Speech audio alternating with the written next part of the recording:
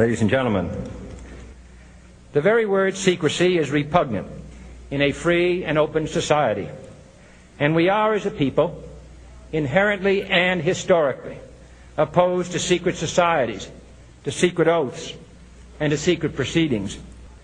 For we are opposed around the world by a monolithic and ruthless conspiracy that relies primarily on covert means for expanding its sphere of influence, on infiltration instead of invasion, on subversion instead of elections, on intimidation instead of free choice.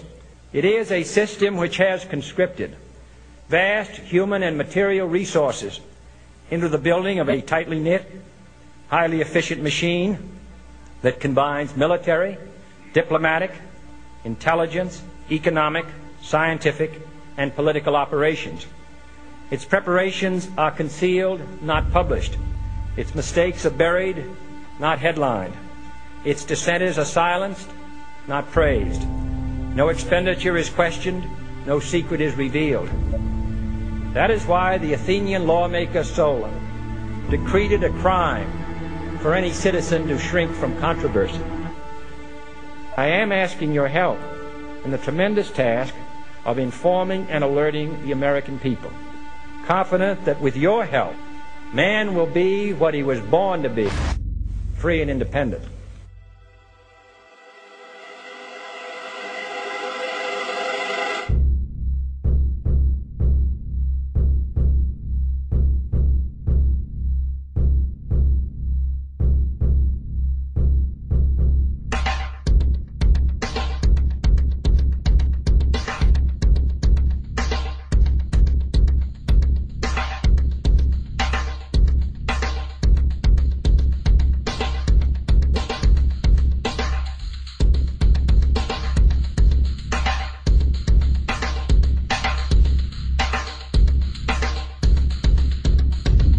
In 1775, the American Revolutionary War began as the American colonies sought to detach from England and its oppressive monarchy. Though many reasons are cited for the revolution, one in particular sticks out as the prime cause: that King George III of England outlawed the interest-free, independent currency the colonies were producing and using for themselves, in turn forcing them to borrow money from the Central Bank of England at interest, immediately putting the colonies into debt. And, as Benjamin Franklin later wrote, the refusal of King George III to allow the colonies to operate an honest money system which freed the ordinary man from the clutches of the money manipulators was probably the prime cause of the revolution. In 1783, America won its independence from England. However, its battle against the central bank concept and the corrupt, greed-filled men associated with it had just begun. So what is a central bank? A central bank is an institution that produces the currency of an entire nation. Based on historical precedent, two specific powers are inherent in central banking practice: the control of interest rates and the control of the money supply, or inflation. The central bank does not simply supply a government's economy with money, it loans it to them at interest. Then, through the use of increasing and decreasing the supply of money, the central bank regulates the value of the currency being issued. It is critical to understand that the entire structure of this system can only produce one thing in the long run: debt. It doesn't take a lot of ingenuity to figure this scam out. For every single dollar produced by the central bank is loaned at interest. That means every single dollar produced is actually the dollar plus a certain percent of debt based on that dollar. And since the central bank has the monopoly over the production of the currency for the entire country, and they loan each dollar out with immediate debt attached to it, where does the money to pay for the debt come from? It can only come from the central bank again, which means the central bank has to perpetually increase its money supply to temporarily cover the outstanding debt created, which in turn, since that new money is loaned out at interest as well, creates even more debt. The end result of this system without fail is slavery, for it is impossible for the government and thus the public to ever come out of the self-generating debt. The founding fathers of this country were well aware of this.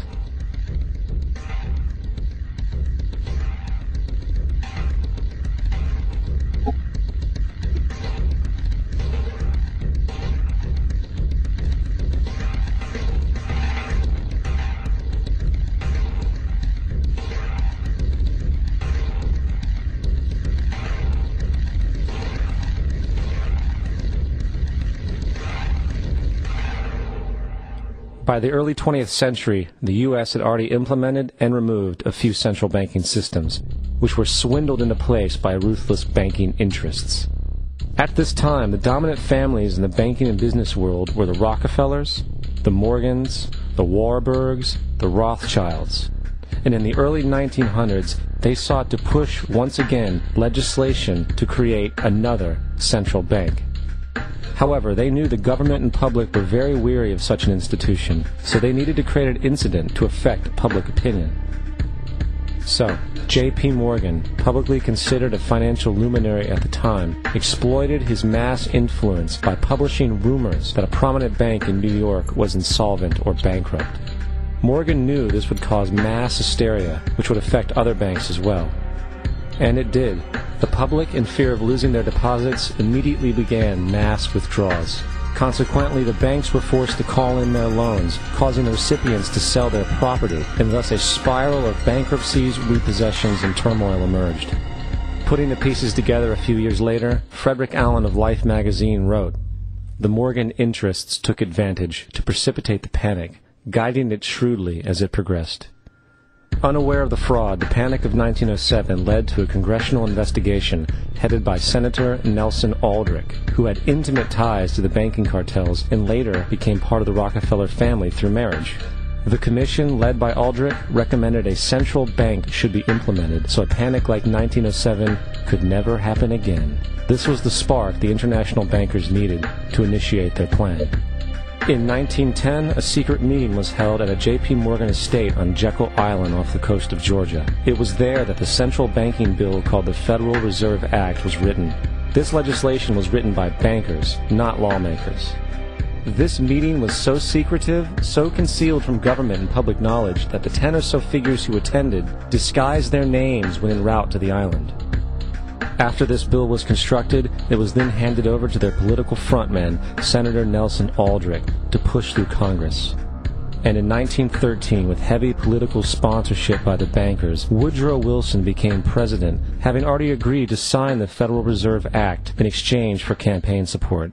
And 2 days before Christmas, when most of Congress was at home with their families, the Federal Reserve Act was voted in, and Wilson in turn made it law.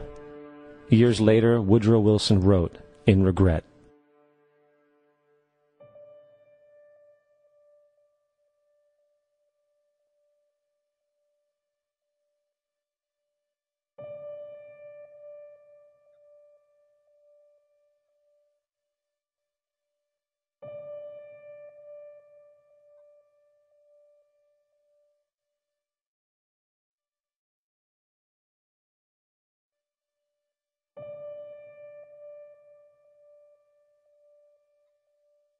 Congressman Louis McFadden also expressed the truth after the passage of the bill.